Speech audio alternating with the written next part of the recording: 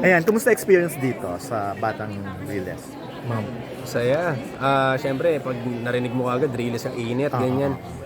Pag nandun na sa eksena, wala, hindi mo na iintindihin yun eh. Lagi nga nasa isip ko nung kailangan ko mag-sunblock. Ganun. Mainit. Hindi. Nung nandun na, lahat, maamoy, wala nang pake kasi mas mangingibabaw yung kung anong kinakailangan ng eksena. Siyempre, nandun yung bonding. Banggit ka namin kanina. Pero saya nung experience. Tsaka never ko na-imagine mag-a-action ako ng Yun ganito. nga, as an action star era ka ngayon. Nandun Diba? ka sa... Sabi ko talaga, hindi pa nag-sink in sa akin na Pero, di ba, yun naman yung ano talaga, nilook forward ko lagi. Pero gusto mo rin ba? Oo na naman. maging action star? Action star mismo, hindi ko na talaga nakita yung sarili ko maging action star. Pero why not, di ba? Why not? Kasi lalo pat ngayon, itong mga batang Riles, ano to makabago. So, modern na action. So, hindi natin alam kung ano pa yung mga offer nito. So, ayun. Pero Excited. may experience ka ba sa action, like nagma-martial arts ka ba? Nagba-box? So wala talaga. Nag-training ako before po ng boxing na for Kid Kula Fu. Kami ni Buboy dati ayun kami pa. kilala, pero tagal na nun. Tapos, wala talaga as in yung proper na training pala. Wala talaga. So, yung katawan mo talaga pang ano lang, hindi pang bakbakan. Oo pero yun nga, since si Sir Ronnie nag-train sa amin, umaalalay sa amin, so very cinematic. Talagang, okay. Parang totoo. Di ba, may ganong feeling, pero laking bagay na may nakaalalay sa amin palagi, may nakapost. At willing kami palagi matuto. At gusto namin ginagawa namin. Yung title Mga Batang Riles, so title role, anong Wow. feeling ng ganun? And then, syempre, Yes, medyo malaking so- responsibility dahil prime time and Actually, pag sinasabi, uy, congrats ganyan ha. big deal naman talaga kasi Oo yung prime naman, time ka pero kasi hindi ko lagi nalagay dito. Parang nandun ako lagi. Gusto ko nang ginagawa talaga tong project na to. Gusto kong katrabaho tong mga to. Sila direct, yung buong prod. Every time naman, yun yung nilulook forward ko eh. Kasi pag nilagay ko siguro sa utak ko na, uy, big deal to, ganyan. Siguro yung responsibility nandun palagi. So, para sa akin, mas ine-enjoy ko yung moment at yung focus, kailangan nandun palagi at respeto. Tama naman yung ganyan palagi. Pero ano na yung feeling na nare-recognize ka as mahusay na artista? No? Na-imagine mo ba na talagang pang best actor category din ng Pinangarap ko ba? pinangarap mo ba? Yung uma-attend ka ng international Pinangarap film ko festival? kahit papano na mabigyan pansin siguro kasi yun yung love ko, yung pag-arte. Pero pag nandun ka pala sa moment na parang sinasabi mo, galing, parang di ko alam kung anong yan. Kung totoo po ba? Kasi ako sobrang love ko lang talaga mag-perform. Gusto ko umaarte. Kahit anong ibigay sa akin, as long as kaya kong ibigay at feeling ko, nagtiwala kayo sa akin, ba't ko sasayangin yun? Nandun lang ako palagi eh. At happy ako na nare-recognize po tayo lalo ba't Diyos ko, institusyon na itong mga kasama natin dito at lagi pa rin ako natututo, nandun lang ako lagi kaya siguro hindi nagsisinginisan kasi lagi lang ako nag-aaral ako lagi, parang hindi ako nag-stay doon, alam ko na yan, hindi, lagi may bago eh, lagi ka nag-a-adapt. At saka ikaw yung testimony na kahit gumawa ka ng sex, tapos after that gagawa ka ng ganito eh, no? Yung ganun eh, parang yung acting talaga yung puhunan, hindi yung kung ano man. To be honest.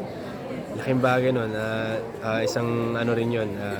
Hindi kasi pwede salamat. namang ibang kunin. Like ikaw, nagkaroon ka na ng ganong mga project na sexy, baka sabihin nila, ay hindi na siya pang ganito. Pero inaiisip ka nilang kuning bida eh. Laking pasasalamat ko po sa tiwala sa akin din ng GMA Network na ang buong production na binibigyan ako ng ganitong klaseng blessing palagi. Titiwala sila. Tsaka saan ko nilalagay, parang doon ako natutuwa. Hindi ako nilalagay. Dito Ayun ka nga, lang. hindi ka nakakahon lang na parang... Sobrang blessed talaga na yung iba kasi, ay, hirapan ka makatawid kasi gumawa ka ng ganito, ganyan. Noong time na yun, siguro nung ginagawa ko before yung for Cinemalaya. Of course. Iba yung sabi ko, kasi all out na to eh. Pag wala talaga. Pero All sabi or ko, nothing na yung gawin na lahat. pero sabi ko kasi, all out to, pero alam ko meron pa akong mga offer. At every time, lagi akong ready kung ano may offer ko sa table. At thankful ako na lagi akong binibigyan.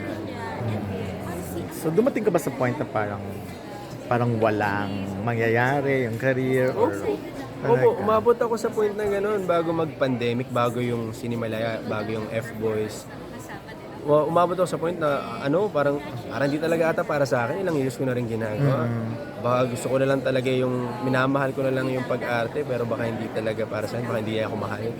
Pero doon ako naniniwala na perfect timing lang talaga ang hihintay natin. Kasi kung kailan nag-pandemic, parang doon nag-start din ako. Oo, doon ka namin napanood di ba? Doon na mabigyan ng pansin. So, laking pasalamat ko palagi sa mga boss ko na nagtitiwala sa akin ng paulit-ulit. Yung question with Miguel kanina, kung naging leading lady ka, oo.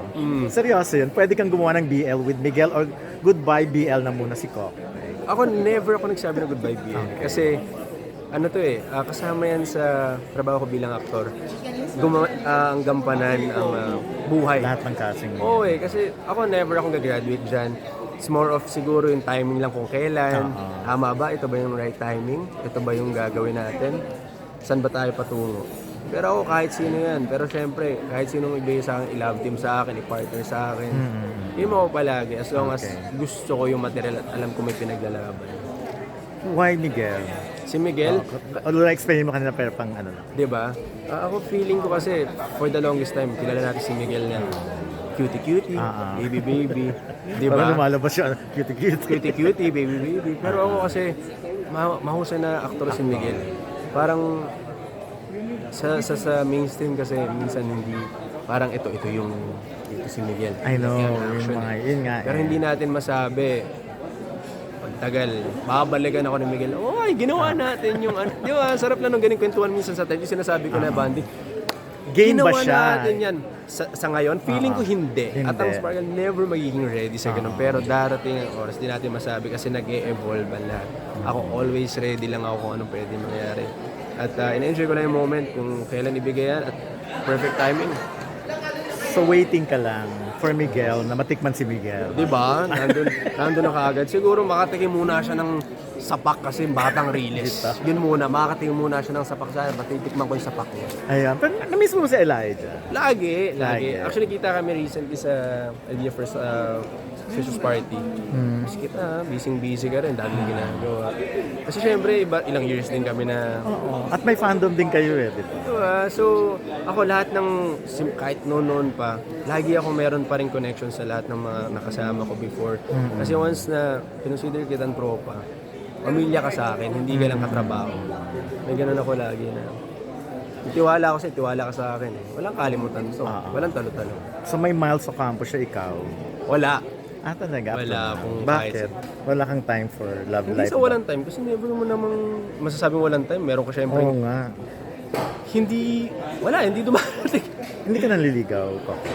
Hindi rin talaga. Kasi parang... Wala ka naman trauma sa babae? Wala. Lalo na sa mga co-stars na babae? Wala naman. Wala talaga.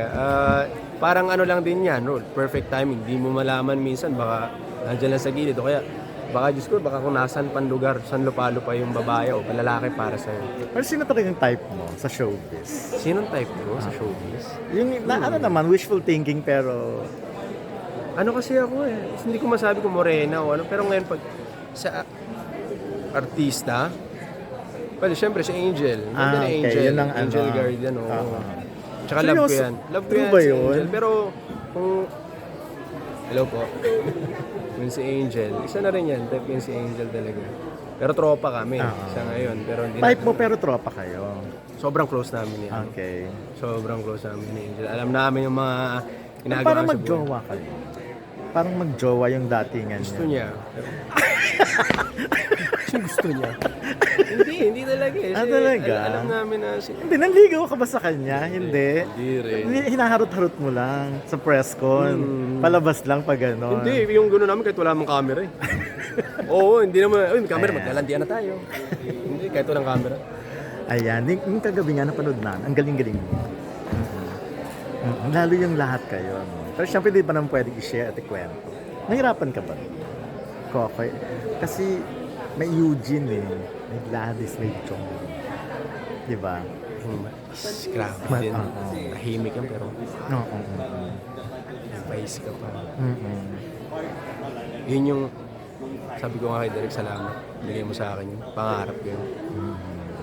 nahirapan ba ako? Hindi. Hindi. Kasi lahat sila magbibigay. Lahat sila kargado. So, kung alam mo na doon ka sa zone, kung mahirapan, lalo't yung character ka.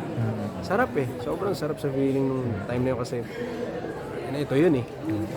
Di ba? Highlight to. Alam mo, ito talaga yung punot dulo talaga rin to ng ano eh. Climax. Ang haba, no? Tsaka walang cut.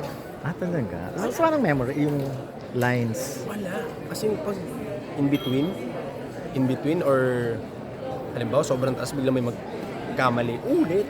Okay. Nangyari ilang beses, ulit. Ulit talaga. Hindi nagkamali. Sa pagkaalala ko, Hindi sa naman. awa ng Diyos hindi. Kasi sobrang, sabi ko, ikaw nang bahala sa akin. Gusto ko lang talagang ma-enjoy tong moment na to. Masabi at magawa ko yung alam kong deserve ni Boy. Last na lang, gano'ng katagal yun?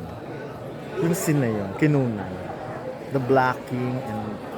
Kasi ang likot niyo dun eh. Tagal kasi bago yun, para kami nag-rehearse pa talaga. Para siyang ginawang play eh. Kasi walang ganun yung cutting dating. lahat. Yung blocking, so konting movement lang. It's either wala ka sa camera o wala ka sa lahat eh. Pati yung tamang blockings mo, nandiyan yung linya mo. Or Yes. kahit wala kang line, dyan yung blocking mo kasi magla-line si Keme. Ko alam, parang sobrang excited daw mapanood. Actually, nung sinabi mo, exciting. Ayan, thank you.